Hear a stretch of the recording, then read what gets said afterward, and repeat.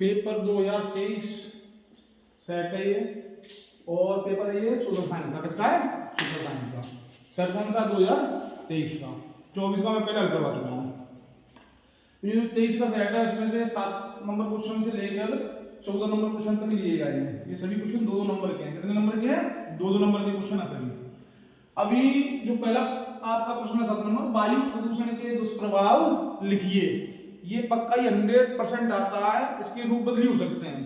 जैसे अभी सबसे पहले आ जाए प्रदूषण के ऊपर, तो प्रदूषण में से कोई सा भी आएगा जरूर, लेकिन कौन सा क्वेश्चन आता है ये एक अलग बात होगी। तो पहला क्वेश्चन कौन सा मान लेते हैं? कौन सा आपका? वायु प्रदूषण के दुष्प्रभाव लिखिए। तो वायु प्रदूषण मान लेकर हम लेते हैं प्रदूषण। प्रदूषण किसे कहते हैं? क्वेश्चन आ जाए प्रदूषण किसे कहते हैं और इसके फैलने के कारण। तो पहली बात, प्रदूषण होता है कितने प्रकार का है? प्रदूषण 4 प्रकार का होता है। कितने प्रकार का है प्रदूषण? 4 प्रकार का है। पहला जो प्रदूषण है वो प्रदूषण, पहला प्रदूषण है वो है वायु प्रदूषण। वायु प्रदूषण का मतलब है कि जो भी हमारा वायुमंडल है उस वायुमंडल में कार्बन डाइऑक्साइड गैस, धूल, मिट्टी आदि जो जमा हो जाती है, इन्हें मिलके क्या कहलाती है? वो वायु प्रदूषण कहलाती है। तो वायु प्रदूषण कैसे फैलता है? वायु प्रदूषण कैसे फैलेगा? पहले तो जैसे कोई ज्वालामुखी फटी तो उससे क्या निकलेगा? Carbon dioxide gas. विभिन्न प्रकार की गैस है, तो कौन सा प्रदूषण फैलेगा? कौन सा फैलेगा? वायु प्रदूषण। किसके द्वारा फैला? ये प्राकृतिक तरीके से। किसके द्वारा फैला? प्राकृतिक तरीके से। वही मानवीय तरीके से। मानवीय तरीके से कैसे फैलेगा? बड़ी बड़ी जितनी भी फैक्ट्रियां हैं, विनिर्माण है, विनिर्माण मतलब जो बिल्डिंगें बन रही हैं उनसे धूल मिट्टी गर्दा उड़ रहा है वो, प्लस उसके बाद में फैक्ट्रियां मशीनें बना रही हैं, उनसे निकलने वाला जहरीला धुआं, और विभिन्न प्रकार की चिमनियां जैसे कि ईंट उद्योग निकलने वाला जहरीला धुआं किसमें मिल जाता है? वातावरण में जाकर ऊपर मिल जाएगा। और वही जब हम सांस लेते हैं, जब हमें नुकसानदायक क्यों? जब हम सांस लेंगे तो क्या लेंगे? क्या लेना चाहिए? O2 oxygen. लेकिन यहाँ पे मिल क्या रहा है वायु में? Carbon dioxide. तो ये क्या कहलाएगा? वायु प्रदूषण कहलाएगा। दूसरा आता है आपका जल प्रदूषण। जल प्रदूषण जल के अंदर ऐसे रासायनिक तत्व मिल जाए जो कि किसी भी जीव को हानि पहुंचाए, जल प्रदूषण कहलाएगा। अब ये होता कैसे है? जल प्रदूषण सबसे पहले जल हमें मिलता कहां से है? तो जल मिलने का मुख्य 4 स्रोत है। जल मिलने के कितने स्रोत है? 4 स्रोत है। पहला स्रोत कौन सा है? जो जमीन के ऊपर जितना भी जल बह रहा है, कौन सा जल कहलाएगा? पृष्ठीय जल। कौन सा कहलाएगा? पृष्ठीय जल। पृष्ठीय जल अब कौन कौन सा है उसमें? नदी, तालाब, झरने इत्यादि किसके अंदर आएंगे? पृष्ठीय जल के अंदर। और ये जल हमें सबसे आसानी से प्राप्त हो जाता है। दूसरा जल कौन सा है? दूसरा जल है भौम जल, जो जमीन के अंदर से हम निकालते हैं, जिसे हम कुएं, ट्यूबवेल, हैंडपंप आदि से निकालते हैं। ये पृष्ठीय जल के मुकाबले थोड़ा सा ज्यादा महंगा है। इसका उपयोग थोड़ा सा ज्यादा महंगा है पृष्ठीय जल के मुकाबले। तीसरा आता है मृद। आपका तीसरा जल है वो कौन सा जल है? वर्षा जल। कौन सा जल है? वर्षा जल। वर्षा जल कहां से हमें प्राप्त होता है? बारिश से। चौथा जल है आपका वो कहां से आता है? महासागरीय जल। कौन सा है? महासागरीय जल। अब ये जो चारों जल हैं, इन चारों जलों को क्या हो रहा है? प्रदूषित होते जा रहे हैं। क्या होते जा रहे हैं? प्रदूषित होते जा रहे हैं। जब प्रदूषित तो कैसे हो रहे हैं? फैक्ट्रियों से निकलने वाला जहरीला पदार्थ किसमें मिल रहा है? जाके नदियों में। और उसके बाद में जितने भी शहर हैं, बड़े बड़े जो भी शहर हैं, उनसे जितना भी सीवर निकल के आ रहा है, नाले जितने भी गंदे नाले निकल के आ रहे हैं, कहां पे मिल रहा है? जाके किसमें मिलते हैं? किसमें मिल रहे हैं? जल में मिल रहे हैं। पानी नदियों में मिल रहे हैं। तो जब नदियों में मिल रहे हैं तो वो पानी फिर नदियों से ही फिल्टर होकर कहां पे आ रहा है? हम सबके पास में पीने के लिए आ रहा है। और उसके बाद में वही जल किसके अंदर जा रहा है? जमीन के अंदर। जो भौम जल से हम उपयोग करते हैं जमीन से निकाल के, जमीन के अंदर कोई जल की फैक्ट्री तो नहीं लगी है। जमीन के अंदर कहां से आ रहा है? जो भौम के ऊपर जल है वही जल कहां पे आ रहा है? नीचे जा रहा है। जब नीचे जा रहा है तो उसी को जल को हम वापस निकाल रहे हैं, तो वो भी कैसा आ रहा है? दूषित आ रहा है। बात समझ में आ गई? और चौथा है वो आपका महासागरीय। महासागरीय जल में अधिक से अधिक रबड़ पाए जाते हैं, इसलिए उसे उपयोग में नहीं लिया जाता क्योंकि उसमें नमक की मात्रा काफी ज्यादा रहती है। तो ये हो गया जल प्रदूषण। तीसरा आता है मृदा प्रदूषण। अब मृदा प्रदूषण किसे कहते हैं? क्वेश्चन आ जाए मृदा प्रदूषण, जैसे भी लिखा वायु प्रदूषण किसे कहते हैं, ऐसे आ जाए मृदा प्रदूषण किसे कहते हैं। तो भाइयों देखो मृदा प्रदूषण क्या है कि आज की डेट में मृदा प्रदूषण सबसे ज्यादा हमारे किसान भाई फैला रहे हैं। अब उनकी भी मजबूरी बन गई है कि देखो पहले जो हमारे पूर्वज आज से 50-100 साल पहले खेती किया करते थे तो कोई भी रासायनिक तत्व किसी भी फसल में नहीं डालते थे, सिर्फ गांव का देसी जो अपना जैसे भूरा बोलते हैं वही डाला करते थे, गोबर, हाँ बस उसे डाल दिया और उससे ही बहुत अच्छी फसल होती थी। लेकिन अभी क्या है, जनसंख्या बढ़ती जा रही है, जब जनसंख्या बढ़ रही है तो खाद्यान्न की फसलें क्या है, खाद्यान्न फसलें खाना भी ज्यादा चाहिए, तो जो खाना ज्यादा चाहिए तो ज्यादा उगाना पड़ेगा। ज्यादा उगाने के लिए किसका उपयोग हो रहा है, रासायनिक पदार्थों का। किसका उपयोग हो रहा है, रासायनिक पदार्थों का। जब इन रासायनिक पदार्थों का उपयोग किया जाएगा तो वो कहां पे जाएंगे, किसके साथ मिलेंगे। मान लो किसी फसल के ऊपर आप ले लेते हैं गेहूं की फसल, गेहूं के ऊपर गेहूं की फसल में हमने यूरिया और डाई डाला, कहां पे गया यूरिया डाई, जमीन के अंदर। अब जमीन के अंदर वो बैठ गया, आगे बैठ गया, उसमें क्या है, केमिकल है। अब जब भी बारिश होगी तो ये मृदा में क्या हो गया, मृदा प्रदूषण हो गया। अब जब भी बारिश होगी, बारिश होने के बाद में पानी बह के जाएगा, जमीन से खेतों से ही तो बह के जाएगा पानी। वो पानी कहां पे मिलेगा, जाके जल के अंदर। किसमें मिलेगा, जल के अंदर। तो मृदा प्रदूषण से जल प्रदूषण भी बढ़ रहा है। दूसरी चीज, जितनी भी फैक्ट्रियां हैं, फैक्ट्रियों से निकलने वाला जहरीला पदार्थ, जो भी केमिकल वेस्टेज बच जाता है, उसे कहां पे मिला, फेंका जाएगा, जमीन में तो फेंका जाएगा, किसी न किसी जगह पे फेंका जाएगा। जिस जगह पे फेंका जाएगा वहां पे वो केमिकल किसी भी चीज को नहीं उगने देगा और वहां पे कोई भी पेड़ पौधे कुछ भी नहीं उग सकते। क्यों नहीं उग सकते, उसमें मृदा के अंदर क्या फैल गया है, जहर। क्या फैल गया है, जहर। दूसरा, प्लास्टिक का उपयोग बढ़ता जा रहा है। आपने देखा होगा कि मार्केट जाते हैं, आप सभी मार्केट जाते हो, जब मार्केट जाते हो तो हम मार्केट जाने के लिए पहले हमारे पूर्वज थे थैला साथ लेके जाते थे, और अब कुछ नहीं लेके जाते, मोटरसाइकिल उठाई चल दिए और जाके पन्नियों में भर के ले आए। अब उन पन्नियों का क्या हुआ, पॉलिथीन क्या हुआ, पॉलिथीन का क्या हुआ, फेंकोगे। जब फेंकेंगे तो कहां पे जाएगा, जमीन में। जब जमीन में जाएगा तो एक पॉलिथीन 500 साल तक खत्म नहीं होती। 500 साल तक जमीन में जहां पे रहेगी वहां पे ना तो कोई घास उगेगी ना ही कुछ भी उगेगा, वो वहां पे एकत्रित होती जा रही। इसी प्रकार से अगर ज्यादा एकत्रित हो गई तो क्या होगा, मृदा के अंदर प्रदूषण फैलेगा। तो समझ गया, मृदा प्रदूषण आया। मृदा प्रदूषण किसे कहते हैं, तो मृदा प्रदूषण कहते हैं मृदा के अंदर विभिन्न प्रकार के रासायनिक तत्वों को मिलने से जो उत्पन्न जहर हो गया उसे मृदा प्रदूषण कहते हैं। ध्वनि प्रदूषण तो आजकल आम बात हो गई है। देखा हुआ आपने कि बड़ी बड़ी सिटियों में हॉर्न बजते ही रहते हैं, ऐसा लग रहा है कि पता नहीं क्या होने वाला है। दूसरा, जब भी कोई जागरण वगैरह कुछ भी हो तो वहां पे सुबह 4 बजे से लेके शाम को 12 बजे तक, रात 12 बजे तक जो भी आपका म्यूजिक सिस्टम है इतना तेज बजेगा कि आसपास के लोग बैठ ही नहीं सकते हैं। शादियों में देखा वो डीजे, ये सब क्या है, ध्वनि प्रदूषण के अंतर्गत आते हैं। तो ये क्वेश्चन अपना क्लियर हो गया। वायु प्रदूषण का पूरा हो गया। वायु प्रदूषण किसे कहते हैं, जल प्रदूषण किसे कहते हैं, मृदा प्रदूषण किसे कहते हैं, ध्वनि प्रदूषण कहते हैं। समझ में आ गया, समझ में आ गया। तो आगे बढ़े। आगे आता परिवहन। परिवहन क्यों मैंने लिखा है यहाँ पे, देखो क्वेश्चन है, रेल परिवहन की अपेक्षा सड़क परिवहन क्यों महत्वपूर्ण है। रेल परिवहन की अपेक्षा, यहाँ पे बात हो, यहाँ पे किसी के द्वारा दिया गया है, मतलब ये नहीं कहा कौन सा परिवहन, यहाँ पे किसका परिवहन का, जिसका उदाहरण लिया है, रेल परिवहन की अपेक्षा सड़क परिवहन क्यों ज्यादा महत्वपूर्ण है। तो पहली बात हम आते हैं परिवहन होते कितने प्रकार के हैं।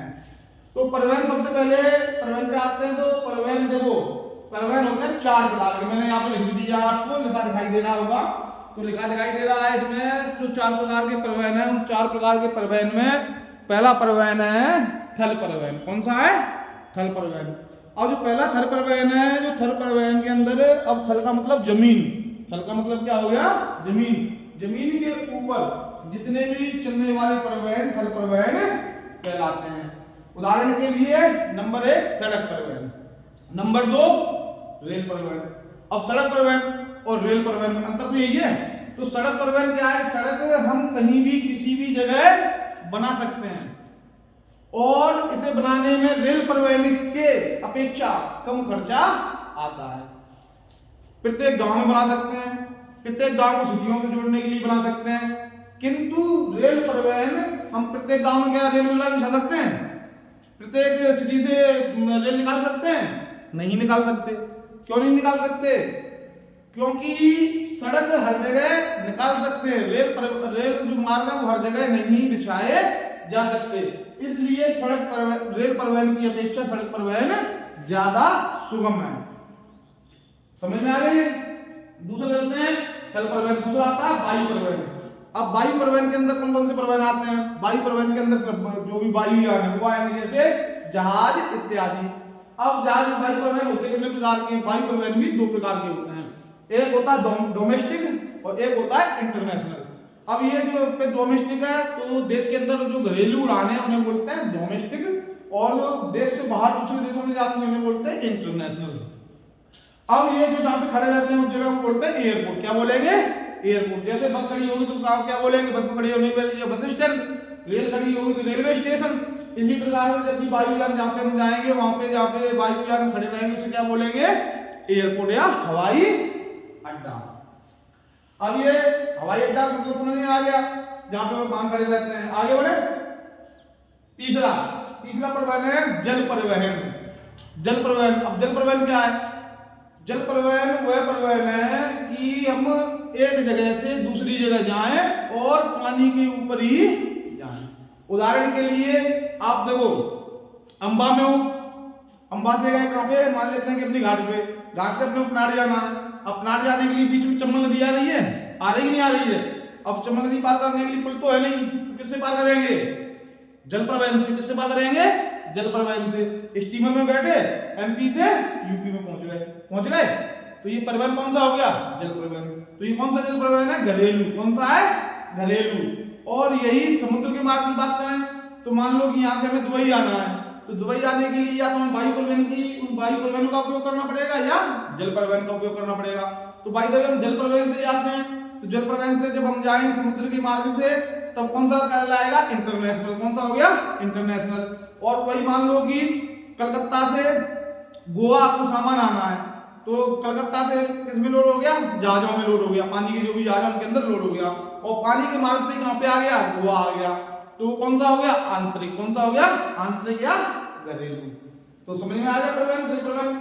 चौथा परिवहन है पाइपलाइन परिवहन। तो पाइपलाइन परिवहन, ये परिवहन सबसे सस्ता है।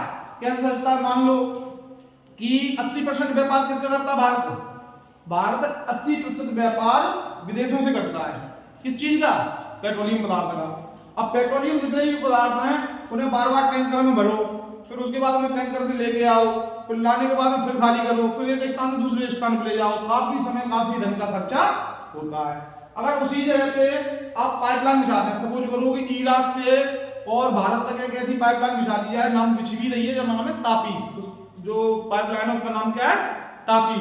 तो ईरान से बिछा दी। ईरान से कहां पे आ गई? भारत में। वहां से एक बार पेट्रोलियम पदार्थ शुरू किया, भारत में सीधा आ गया। नो कोई खर्चा, कोई कुछ नहीं। एक बार खर्चा हुआ, उसके बाद में फिर जीरो मेंटेनेंस। तो अच्छा है कि नहीं है? जैसे अभी देखो अपने किसान, जब आप एक जगह ट्यूबवेल रहता है, ट्यूबवेल में एक जगह चल रहा है, पानी ले जाना है उसे 4-5 खेत दूर, तो क्या करता है? लेजम बिछाई और वहां पर पानी पहुंच गया। तो कौन सा परिवहन हो गया ये? पाइपलाइन परिवहन। तो परिवहन कितने प्रकार के? परिवहन मुख्यतः 4 प्रकार के हैं। पहला थल परिवहन, दूसरा वायु परिवहन, तीसरा जल परिवहन, चौथा पाइपलाइन परिवहन। समझ में आ गया? आगे बढ़े। ओके, तीसरा क्वेश्चन लेते हैं। विश्व की सबसे लंबी राजमार्ग सुरंग का नाम लिखिए। देखो ये भी भारत के नाम रिकॉर्ड हो गया है। विश्व की सबसे लंबी राजमार्ग सुरंग का नाम लिखिए। तो विश्व की सबसे लंबी राजमार्ग सुरंग है, उस सुरंग का नाम है अटल टनल। अटल बिहारी वाजपेयी के नाम के ऊपर रखा गया है अटल टनल। और ये जो लंबाई है अटल टनल की, अटल बिहारी वाजपेयी के ऊपर रखा गया है। ये कहां पे है? J&K, Jammu and Kashmir. वहां कितने किलोमीटर लंबी है? 9.02 किलोमीटर। तो इसकी लंबाई कितनी है? 9.02 किलोमीटर लंबाई है। अटल बिहारी वाजपेयी के ऊपर रखा गया है और वहां पे जम्मू और कश्मीर के जो कश्मीर में है। अब आते हैं, बात समझ में आ गई? विश्व की सबसे लंबी टनल कहाँ है? भारत में। भारत में कहाँ पे, किस नाम से? अटल टनल के नाम से बनाई किसने? हाँ, ये बनाई किसने? इस टनल को किसने बनाया? BRO। किसने बनाया है? BRO, border road organisation. किसने बनाया है? BRO, बॉर्डर रोड ऑर्गेनाइजेशन ने बनाया है। अगला क्वेश्चन ले लेते हैं। भारत देश का कितने प्रतिशत व्यापार समुद्रों द्वारा होता है? भारत देश का कितने प्रतिशत, हाँ बताओ, कितने प्रतिशत व्यापार समुद्र द्वारा होता है? अरे बताइए, नहीं बता, लिखवाया तो है। तो भारत देश का कितने प्रतिशत व्यापार समुद्रों द्वारा होता है? तो भारत देश का 95% व्यापार समुद्री मार्गों द्वारा होता है। उत्तर में कितने प्रतिशत है? 95%। कितने प्रतिशत होता है? 95। 5% अन्य माध्यमों से होता है। 95% किससे होता है? समुद्री मार्गों से होता है। रुपए में बोले तो कितने परसेंट होगा? और रुपए में बोले तो 68%। मतलब उदाहरण के लिए कि इंडिया ने 100 रुपए का व्यापार किया, 100 रुपए का व्यापार किया, उसमें से 68 रुपए का व्यापार किससे हुआ? समुद्रों द्वारा। किसके द्वारा? समुद्री मार्गों द्वारा। बात समझ में आ गई? नेक्स्ट समझ में आ गया? ये समझ में आ गया? हाँ, अब क्या आ गया? Very good. वायु परिवहन का राष्ट्रीयकरण कब किया गया? देखो ये क्वेश्चन बहुत अच्छा है। वायु परिवहन का राष्ट्रीयकरण कब किया? राष्ट्रीयकरण क्या होता है? राष्ट्रीयकरण होता क्या है? राष्ट्रीयकरण का मतलब राष्ट्र। जैसे भारत क्या है? राष्ट्र। अब हमारे आजादी से पहले ही भारत में चला करते थे ये वायु परिवहन शुरू हो गए थे। तो 15 अगस्त 1947 को जब हम आजाद हुए तब ये जो वायु परिवहन था इसके ऊपर कंट्रोल था टाटा कंपनी का। किसके ऊपर था? टाटा कंपनी का। टाटा कंपनी का इसके ऊपर क्या था? फुल कंट्रोल था। यही इसे देखती थी। अब क्या हुआ कि जब जवाहरलाल नेहरू, पंडित जवाहरलाल नेहरू प्रधानमंत्री थे उस समय, तो उन्होंने 1955 में, कब? 1955 में इस टाटा एयरलाइंस को किसके नाम कर दिया? राष्ट्रीयकरण कर दिया। राष्ट्र के नाम में कर दिया। किसके नाम में कर दिया? राष्ट्र के नाम में। अब जो राष्ट्र ने, भारत ने खरीद लिया इसे, जो भी मुआवजा था उसको दे दिया, टाटा कंपनी को दे दिया। तो उत्तर क्या हुआ आपका कि वायु परिवहन का राष्ट्रीयकरण कब किया गया? तो वायु परिवहन का राष्ट्रीयकरण 1955 में किया गया।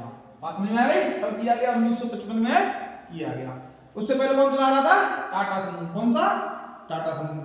अब एक चीज और अभी बता देता हूँ लेटेस्ट में कि अब जब टाटा चला रहा था तो उसके बाद में भी 2 साल पहले ही, 1.5 से 2 साल हुए हैं, उससे पहले वापस इसको बेच दिया गया है। वायु परिवहन को बेच दिया गया। अब भारत सरकार के कंट्रोल में नहीं है, मतलब भारत सरकार के पास कोई वाहन नहीं है जहाज। अब जहाज किसके पास पहुंच गए? वापस किसके पास पहुंच गए? अब भारत से वापस किसके पास पहुंच गए? भारत सरकार के पास से, भारत सरकार से किसके पास पहुंच गए? हाँ पता ही नहीं। टाटा किसके पास पहुंच गए? टाटा के पास में, टाटा सन्स के पास में। अब जो टाटा कंपनी के पास में पहुंच गए, इसका बीवी नाम क्या है? क्या नाम बताओ? Indian airlines. इंडियन, चलो नहीं होता है, इंडियन एयरलाइंस से एयर इंडिया, इंडियन एयरलाइंस इनके नाम से जानी जाती है। बात समझ में आ गई? मिटाएं राधे से। तो राष्ट्रीयकरण कब हुआ? राष्ट्रीयकरण का मतलब है कि वो चीज जो भी कोई है वो किसके नाम में हो जाए, देश के नाम में हो जाए, राष्ट्रीयकरण कहलाती है। बैंकों का भी राष्ट्रीयकरण हुआ है। अगला आता है रेशम मार्ग से किन किन वस्तुओं का व्यापार होता था? रेशम मार्ग से पहले बात तुम करें, रेशम मार्ग क्या है? नाम रेशम मार्ग पढ़ा ही क्यों इसका? रेशम मार्ग, मार्ग का मतलब हो गया, क्या होता है? मार्ग में क्या हो गया? मार्ग में क्या हो गया? रास्ता। मार्ग में क्या हो गया? रास्ता। अब माल किस रास्ता हो गया, जो रोड है सड़क है वो, तो आज से पहले माल था एक रेशम माल। ये रेशम माल बनाया था चीन ने। किसने बनाया था? चीन ने। चीन ने व्यापार के लिए बनाया था रेशम माल। तो उसमें रेशम माल की किन किन वस्तुओं का व्यापार होता था? तो रेशम माल से मुख्यतः रेशम का ही व्यापार होता था। किसका होता था? रेशम का। रेशम का चीन अपने यहाँ से दूसरे देशों में पहुंचाने के लिए इस माल का उपयोग करता था। भारत में, ईरान, इराक, इन सभी देशों में पहुंचाने का कार्य करता था। अब जब ये पहुंचाता था तो फिर भारत भी पहुंचाता, इसी माल का उपयोग करता था। जब भारत इस माल का उपयोग करता था, भारत में कितना क्या पहुंचाता था? भारत से क्या जाता था? इस मार्ग से मसाले, क्या जाता था? मसाले और हाँ मसाले हो गए, और ठीक है हाँ। देखो एक हो गया मसाले, दूसरा रेशम, भारत से भी आता था रेशम। और वापस क्या लेके आते थे? वापस जब ये बिक्री करके जाते थे निमाड़ से, तो वापस दूसरे देशों से विभिन्न प्रकार की चीजें भारत में लेकर आते थे। और चीन से क्या होता था इसका व्यापार? मुख्यतः चीन से इसका व्यापार होता था रेशम का। क्या व्यापार होता था? रेशम का। चीन से रेशम का ही व्यापार होता था, तो इसलिए इसका नाम पड़ गया रेशम माल। तो रेशम माल से प्रश्न, रेशम माल से किन किन वस्तुओं का व्यापार होता था? रेशम माल से मुख्यतः मसाले और रेशम आदि का व्यापार होता था। मिटा दें। अगला प्रश्न है, लंदन को फिनिशिंग सेंटर क्यों कहा जाता है? पहली बात तो लंदन है कहां पे? हाँ चलो पहुंचा देता हूं। भारत देश की राजधानी कौन सी है? दिल्ली। हाँ, तो ऐसे ब्रिटेन की जो राजधानी है, ब्रिटेन की राजधानी का नाम है लंदन। क्या नाम है? लंदन। अब इस लंदन में क्या होता था?